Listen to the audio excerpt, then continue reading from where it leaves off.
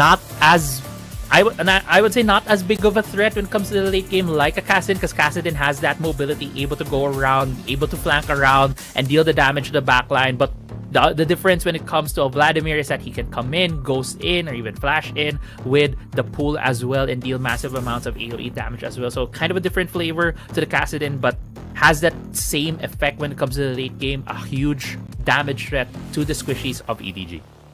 This is going to be a much more comfortable matchup though for for you, if ever, or whoever's gonna be using the Corki in the mid lane, if the Corki is still going towards the mid lane for the Tristana, because we have seen starting from the second week of the group stages or the regular season that Corki actually stands a really good chance against a Vladimir compared to other champions, particularly when the Zoe is banned away or the Kassadin is taken away as well. Some teams have experimented on this particular champion and has proved to be successful against the Vladimir so far.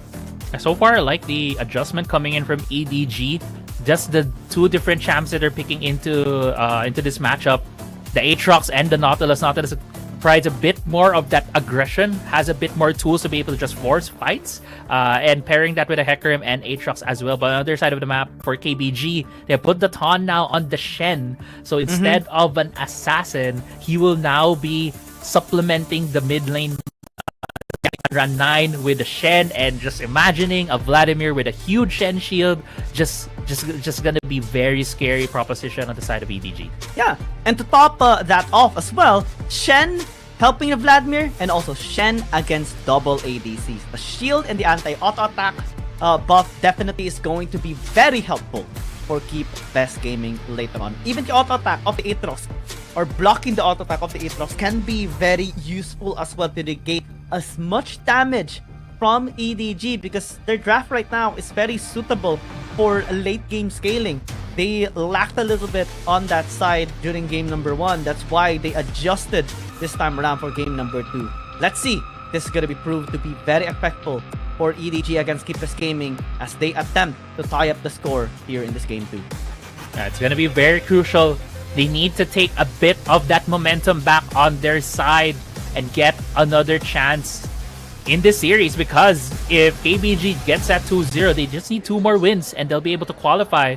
And that's going to be a very scary proposition here for EDG, because in the back of their heads, EDG knows that KBG is still that champion team, is still that team was won the previous season. They're very much familiar in terms of winning series. But for EDG, they're still trying to get back. They're still trying to prove themselves as the God Slayers, as we have coined them in the regular season of Season 2.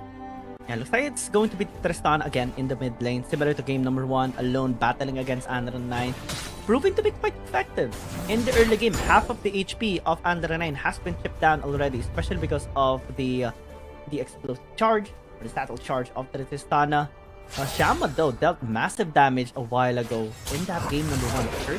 36% on the Ezreal. Wow. Especially his True Shot barrage, right? It definitely hits the HP bar of EDG. Yeah, he didn't really get much threat on the side of EDG earlier because of the threat of the Kassadin and the Kazakhstan. Now, he could very well recreate that performance. There's still the Shen, there's still the Vladimir that's going to allow him to free hit. There's not going to be a lot of champions on the side of EDG to freely just dive him on the back. Yes, you could say a Hecarim and an Aatrox can do that, but that will allow KBG to dive on the other end. And for EDG having 2 marksmen, they need to protect these two. They need to man the mid and the front lines before they could really chase down the members of KBG. Oh, mid lane though.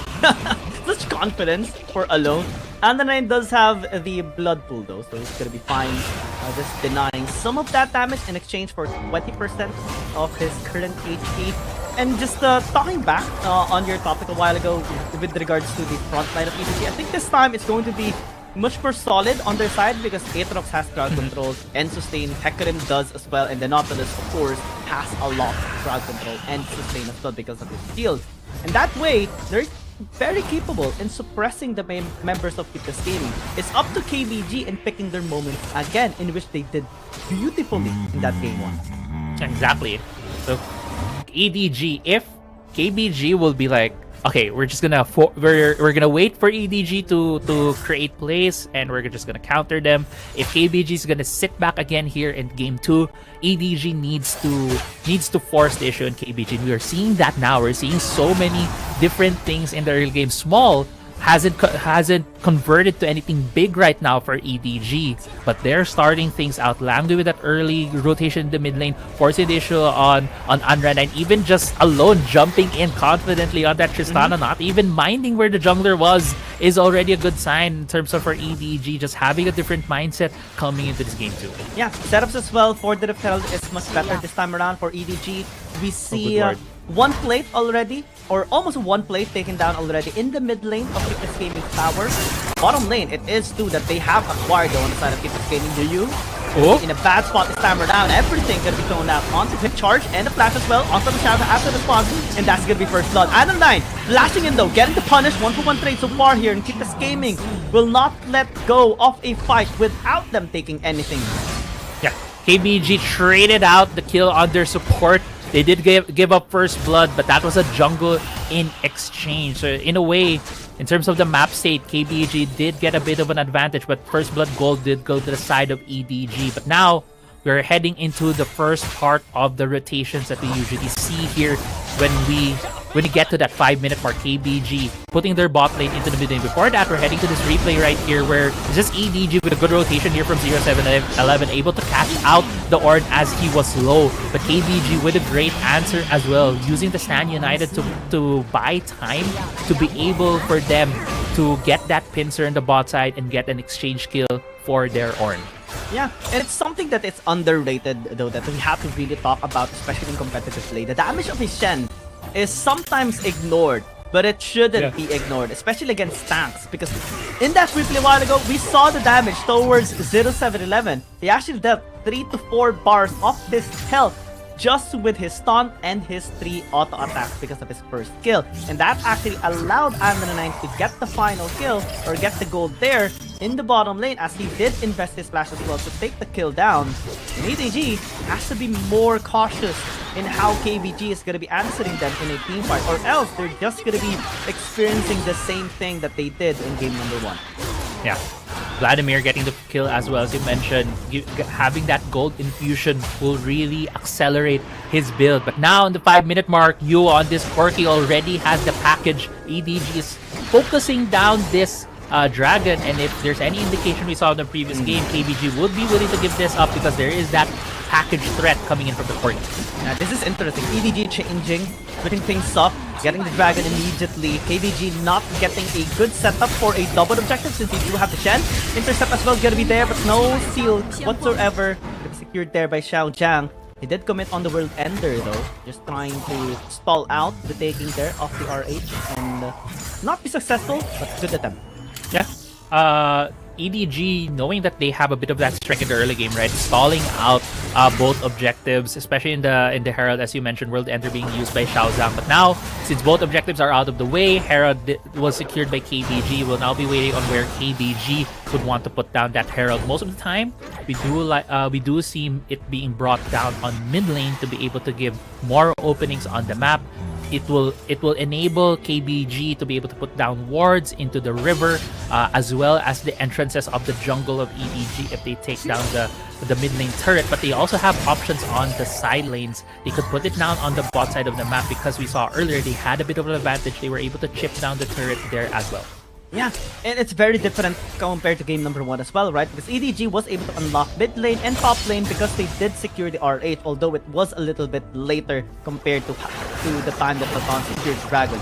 Them exchanging is them investing on the late game scaling, which is good. However, KBG can now set up for a tower takedown, possibly in the bottom lane, especially because they have taken 2 turret plates already there. But if they really want to secure this mid lane tier 1, they have to invest more effort and resources there as well. They cannot force fights though because EDG is not going to hold back, so it's going to be a little complicated.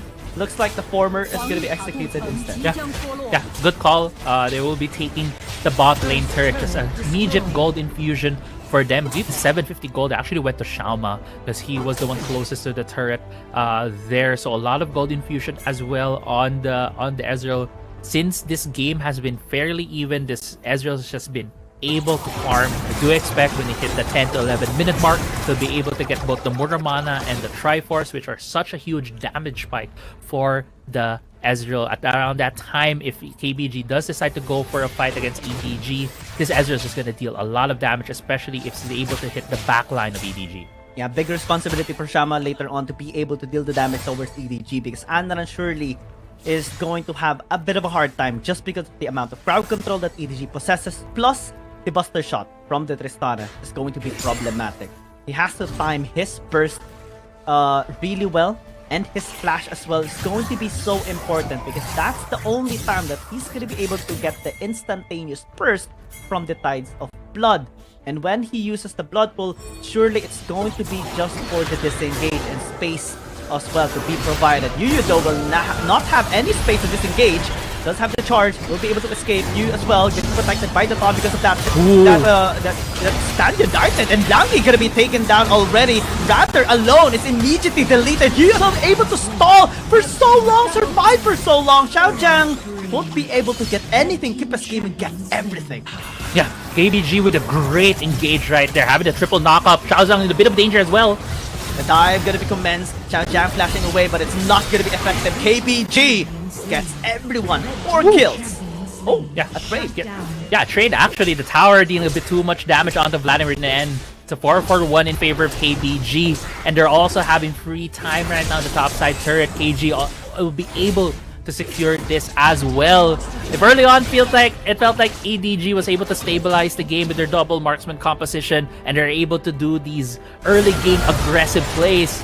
But it's actually KBG, look at the replay right here, turning things around. Yuyu with a great positioning on the Call of the Forge, got able to get 3 members of EDG at that point in time.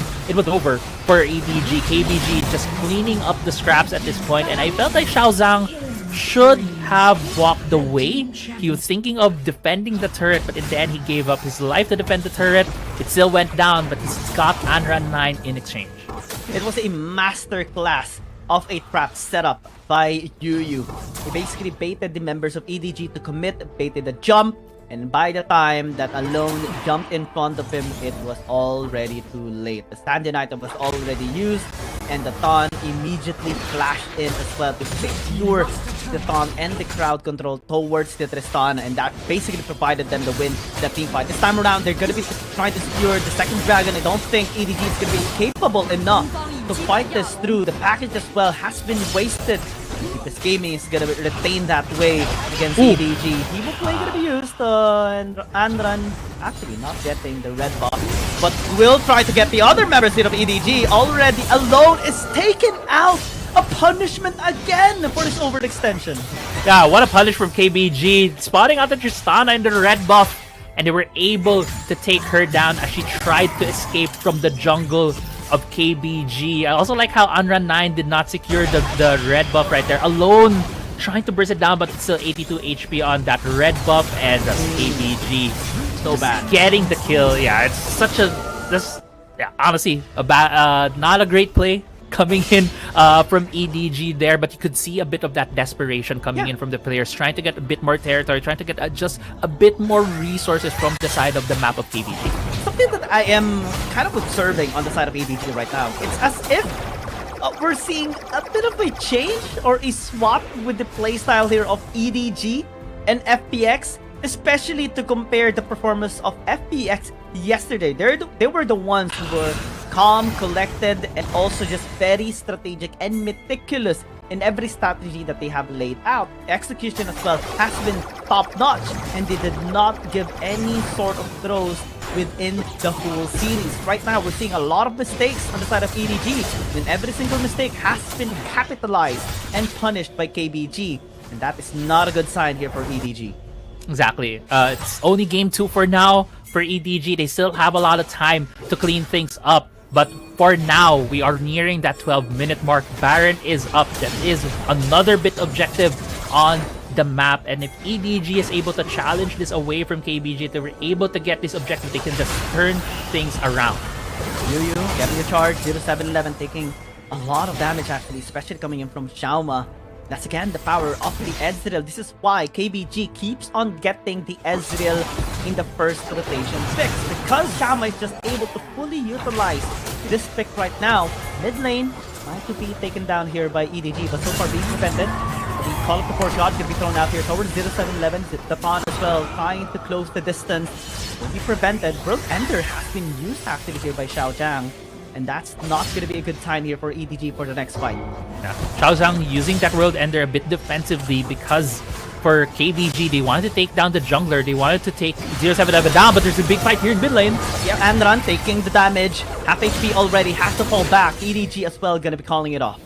Yeah, the big respect from both of these teams not going through with that fight that could have gone worse. That could have been a big fight for the Baron, but both teams just going away, peeling away from that fight. But the Taunt going in again! Yeah, with the flash as well. Alone immediately will back out. Onto the South is going to be trying to isolate the Taunt and will be taken out as well. And then goes in with Titan's Blood with the Blood Pool as well. Taking the support down. Shajang as well, very low. The flash in! With the Photo as well. Unable to get any kills. KG going to be split pushing in the top lane. EDG as well going to be backing away, allowing KBG to take this third down in the mid lane because of the potential of that damage. Yeah, potential of the damage right now coming in from KBG, and it's just a great fight for KBG. They didn't really get... Sorry, going back, it was the Taunt going in for the Taunt, and he did die. It gave a kill over for EDG, but the rest of that fight went well for KBG. Look at the replay right here. It was the Taunt going for a Taunt flash, catching out, believe alone here, and KBG was too far away to be able to get a proper answer, a proper entry into this fight. But Amran 9 taking things into his own hands, dealing massive amounts of damage on the members of EDG, forcing them away. And KBG actually did not go through with the recall. He went to the left side of the map, went to the top lane, and took down a turret. In the end, it was KBG losing out a member, but the consequences of that fight went into their favor by taking down 2 structures away from EDG. Exactly. They didn't get the kill advantage, but they got the macro advantage. Gold-wise as well, it's being reflected right now. 3.8 thousand as you use for the charge. KBG having a good setup right now here for the bottom side fight, or the Ice Dragon. The last dragon right now, he's on the elemental side.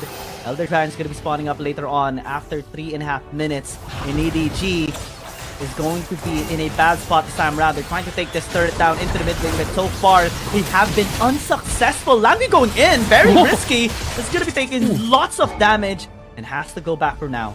And that could just give the dragon away to KBG now, because Langui, the main engage coming from EDG, is low. He's now regenning from Warbugs, I believe, and this dragon's about to fall in favor of KBG. 2,000 left. One of the Force God gonna be used. Andran gonna get picked off here. Try to control the CC. Chain is gonna be there, forcing out the Ties of Blood. Tower's gonna be taken down, no focus here, but in exchange for 0-7-11, the flank coming through from KG as well. The Taunt does have Taunt.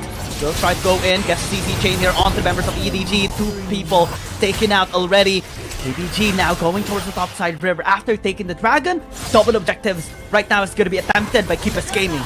Yeah, it's going to be the Baron here being taken by KBG. There's only 3 members on the map for EDG. They can't contest this. They don't have their jungler. So it's going to be a free Baron here in favor of KBG. And I was actually wondering, EDG, why they were in the mid lane and they wanted to trade a mid lane turret for a dragon. That could have been a good call for them, but KBG knew full well that was the plan, and they're now punished EDG, taking even the turret now at this point. Yeah, KBG is just having a huge advantage now here in game 2. Insane advantage. Inhibitor tower taken down in the top lane. Outer turret taken in the mid lane as well. Slowly but surely, they are knocking onto the base here of EDG, and they have to answer back. They have to answer the call of KBG, or else everything is just going to be swept away here by the #1 team right now. The former champions trying to take down the God Slayers themselves, proving that they are the better gods right now. So far, EDG is trying to defend, able to successfully protect this inhibitor tower into the mid lane, but the bottom lane tower is going to be taken down by KG. Slowly but surely, they are getting the work done. Yeah, KBG slowly and methodically taking down the structures of EDG. EDG's base is exposed. Top lane is down and they're going in. Yeah, Yu's gonna be taken out. Actually, still able to balcony away, but the rest of KBG actually overextended a little bit. This gives an opportunity right now for EDG to actually strike. KG is able to survive, but the Hecarim will not. And Shama going in with the Arcane Ship, actually quite risky because the Front's gonna be used as well as the Flash. And they're just gonna be focusing onto the inhibitor tower here into the bottom lane, focus into the Nexus as well. KBG wanting to end the game number 2. The waves are crashing, the cannons are attacking. Chang trying to defend, Langi going in, unable to get the hook done, and the base is just gonna be taken out here by Keepus Gaming. 2-0 right now in the series, and EDG so far away from coming back just yet. Yeah, KBG just having these clean